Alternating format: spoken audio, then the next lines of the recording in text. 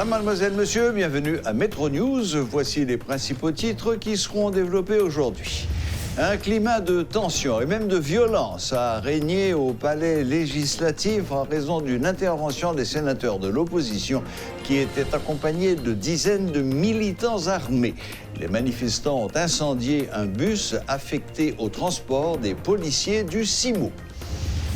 Le bilan de la 50e législature est catastrophique selon 2 députés. Ils ont fait cette déclaration quelques jours après leur départ en vacances de la Chambre basse.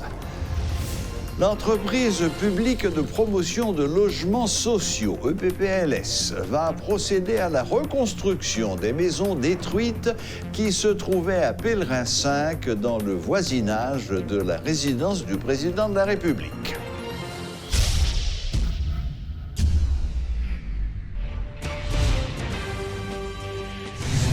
Le Sénat est à nouveau le théâtre de confrontations politiques sur fond de violence entre le régime au pouvoir et l'opposition.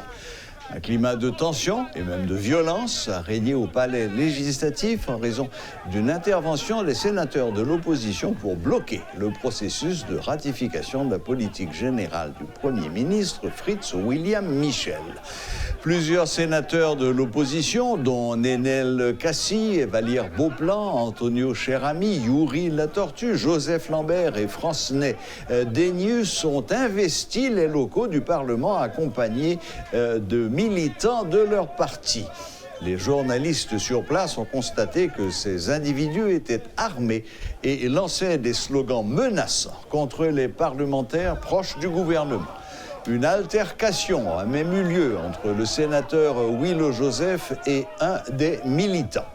Les sénateurs de l'opposition minoritaire ont utilisé leur dernier atout pour empêcher la tenue de la séance. Le président du Sénat, Karl Murakanta, et plusieurs sénateurs de la majorité étaient présents pour la tenue de la séance. Jusqu'à 14 heures, il n'y avait pas la sérénité nécessaire pour réaliser cette séance. Dans le même temps, des manifestants s'étaient rassemblés dans les parages du palais législatif. Ils ont eu plusieurs accrochages avec les forces de l'ordre qui avaient érigé des barrages pour bloquer l'accès au palais législatif. Ces manifestants ont incendié un bus affecté au transport des policiers du CIMO.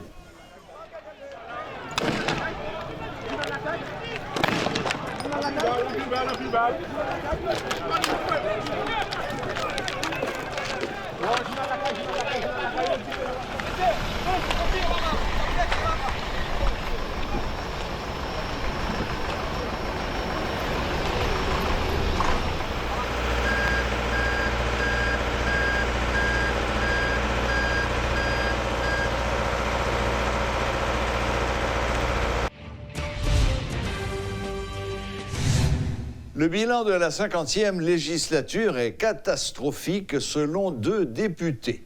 Ils ont fait ces déclarations quelques jours après leur départ en vacances parlementaires. Thierry Tardieu, député de Pétionville, évoque une législature de la honte et de l'imposture, dominée par des individus sans idéologie politique qui n'ont que des intérêts personnels. Le député Rolf Papillon dit quitter son poste avec un sentiment d'impuissance. Il évoque un Parlement et une démocratie prise en otage par des brigands. La législature est très mal perçue dans l'opinion publique en raison du fait qu'il y a une perception que dans cette législature, il y a un manque de compétences, il y a un manque d'intégrité, il y a un manque d'honnêteté et qu'il y a des élus qui sont allés se servir et qui ne sont pas allés servir leur communauté et leur pays. En plus de cela, très souvent, les parlementaires qui n'ont pas de compétences sur certaines activités ou certains champs d'activité s'arrogent de droit d'en débattre sans préparation préliminaire. Ça veut dire que vient paraître dans les yeux société à quand des gens qui parlent en bonne bagaille ou pas connaît. Donc en quelque part, d'année en année, la confiance dans le Parlement s'est effritée. Maintenant, tous les scandales financiers qui ont traversé la 50e législature, les scandales qui, jusqu'à présent, sont encore d'actualité, font que le corps, effectivement, est très mal perçu, et parce dans l'histoire, comme une législature de la honte, celle qu'on met au fond de la poubelle. Cependant, disons que le Parlement en lui-même n'est pas que ça. Il ne faut pas verser dans l'antiparlementarisme primaire, car le Parlement est un élément fondamental de la démocratie que nous construisons.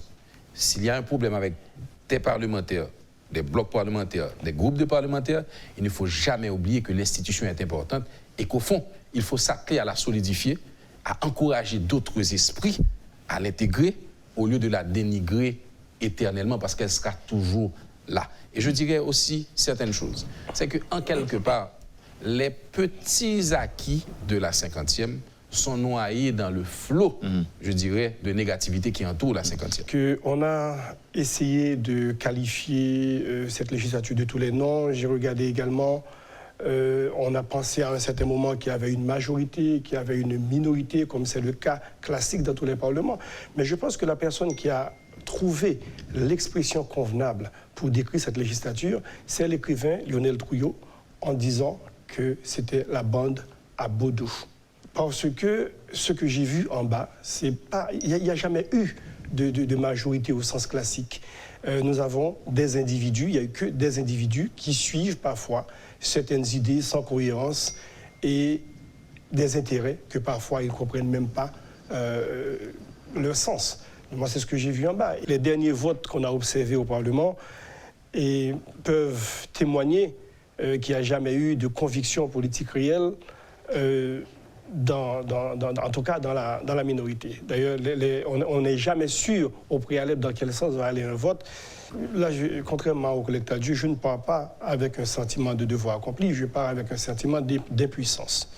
Vous savez, moi, j'ai vécu le tremblement de terre à Port-au-Prince, et je pense que ce qui m'a le plus choqué dans le tremblement de terre, ce n'était pas les cadavres que je devais enjamber, ce ne sont pas les cris, c'est plutôt le sentiment d'impuissance quand on est là et qu'on ne peut rien faire. On ne peut pas aider. On ne peut rien faire. Et c'est ce que j'ai vécu, moi, au Parlement, c'est ce que j'ai enduré au Parlement, au point que j'ai parlé d'overdose la semaine dernière dans un tweet, parce que vraiment, je faisais une overdose du Parlement et j'ai dû me tenir un petit peu à l'écart. Le dilemme aujourd'hui, moi, ce qui me tue, c'est que le Parlement est pris en otage. Okay. La parole populaire, aussi bien que la volonté populaire, sont confisquées. Notre démocratie est séquestrée.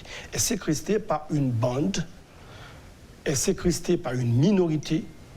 Quand je parle de minorité, je ne fais pas allusion du tout à la minorité dite de l'opposition. Une minorité de brigands, le mot n'est pas trop fort. Et ce sont ces gens-là qui mènent tout le monde par le bout du nez, les honnêtes députés, comme les brigands. La pénurie d'essence est devenue la préoccupation principale de bon nombre de citoyens. Mais parallèlement, cette rareté fait aussi des heureux. Marchands de jerrycans, de bidons ou encore de ce qu'on appelle les drooms, ils ont depuis peu pris place sur les trottoirs de la capitale. Les pompistes et livreurs d'essence, eux aussi, se livrent à un nouveau commerce bien plus discret. Reconstruction des maisons détruites à Pellerin 5, plus de 8 mois après les incidents. Lors d'une visite de métropole, les citoyens de la zone ont exprimé leur satisfaction par rapport à l'État haïtien qui a pris cet engagement selon eux. Toutefois, certains riverains de la zone auraient souhaité bénéficier de l'aide de l'État pour achever leur construction déjà en cours. Rodolphe Pierre-Louis et Paul Léel se sont rendus sur les lieux. Suivez leur reportage. Merci Serge. Nous sommes à Pellerin 5 où plusieurs maisons ont été détruites il y a plus de 8 mois de cela. Visiblement, aujourd'hui, il y a lieu de parler de reconstruction. Le président est venu le 30 décembre 2018 ensemble avec le directeur. Il vient dire après construction pour les gens qui écrasé. Colère, frustration, mécontentement, les propriétaires des maisons qui ont été détruites à Pellerin 5 en juillet 2018 semblent avoir laissé tout cela derrière eux.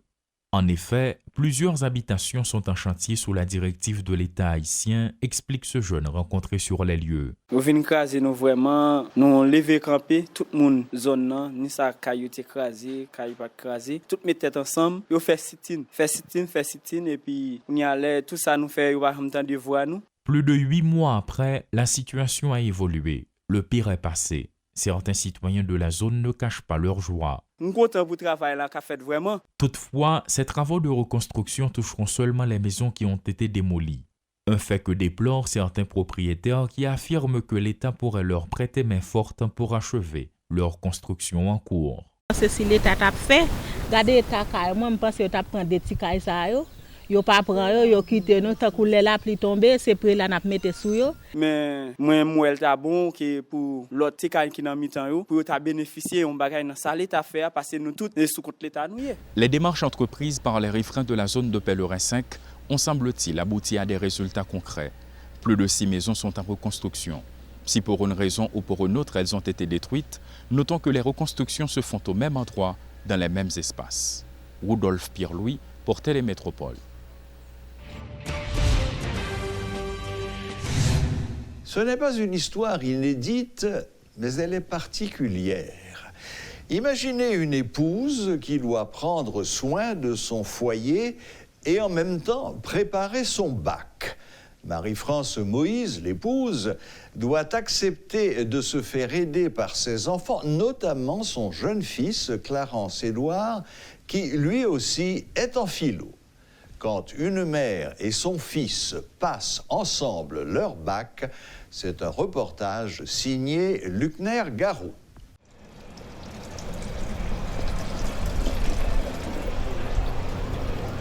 Bonjour. C'est Edouard. Oui, bonjour madame.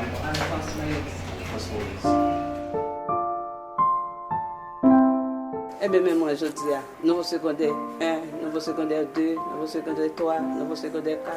Et là, bon Dieu, t'es venu mon vieux. Yo souvent dit, non, quel que soit ça, aller toujours gagner 3 résultats possibles.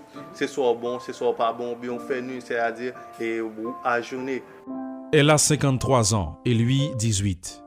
Il y a quelques jours, ils ont partagé un même stress en attendant les résultats officiels des examens du bac unique, la philo.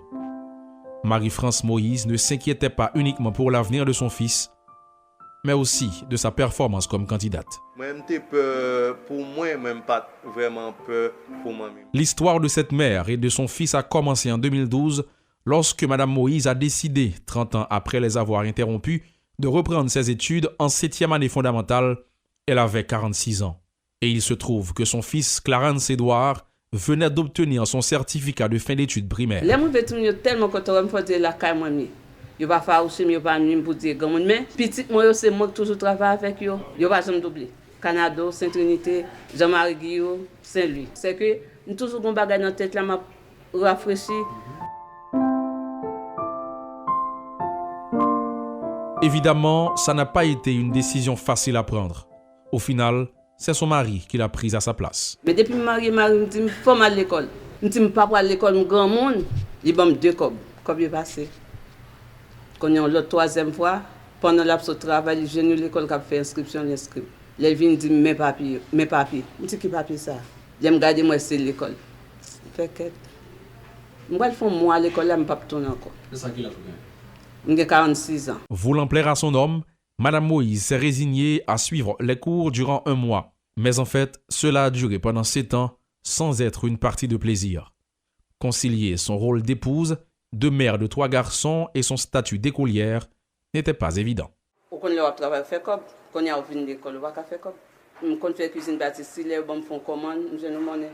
Mais les bons font commande, on connaît forme étudier.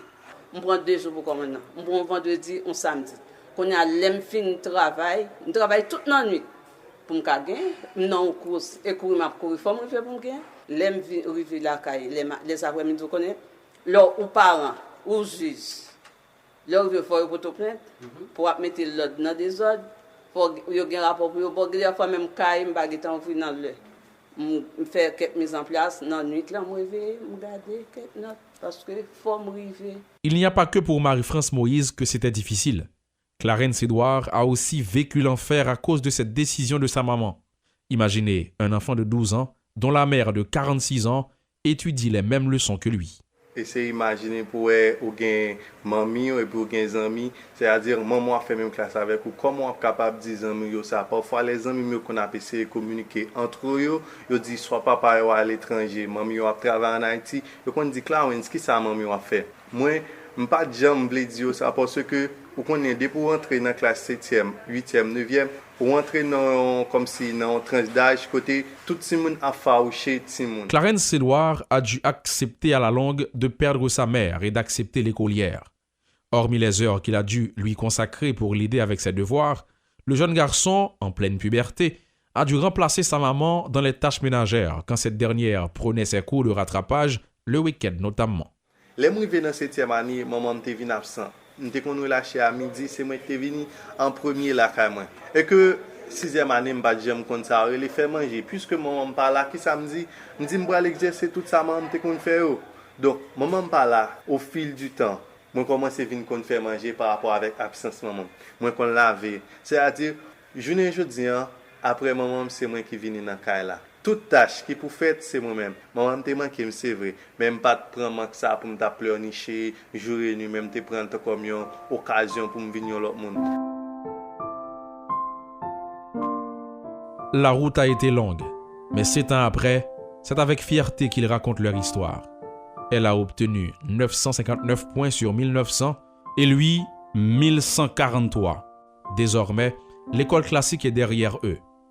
Et dire que Marie-France Moïse pensait avoir atteint ses limites après le CEP en 82. Et puis, je vais son côté, 40 ans, on me dit, ou qu'on fait lettre, ou qu'on écrit chiffres, ou pas besoin de l'école encore. Quoi, papa me dit, papa, ou pas besoin de mettre l'école encore. Moi, je suis mal d'école. Mais je quitte Jérémy, je viens pas au point. Je vais apprendre une profession, cuisine, pâtisserie, art floral. Aujourd'hui, Clarence Edouard est à JB Damien en section construction bâtiment. Mais il rêve de devenir juriste, économiste ou gestionnaire. Quant à sa maman, elle ne veut plus s'arrêter. Non, je cours toujours. Je vais déjà apprendre couture, je vais continuer pour me faire plus de bagages toujours parce que il y a mon capitaine. Et cuisine, il y a un peu de monde qui peut faire un bagage. Je pourrai l'apprendre toujours pour me partager.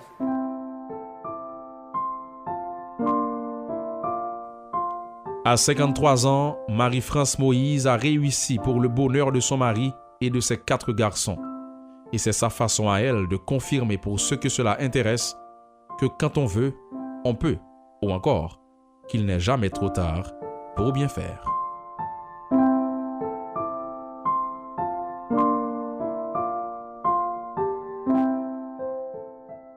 Voilà, la boucle est bouclée. Merci de nous rester fidèles et à la prochaine, même heure, même chaîne.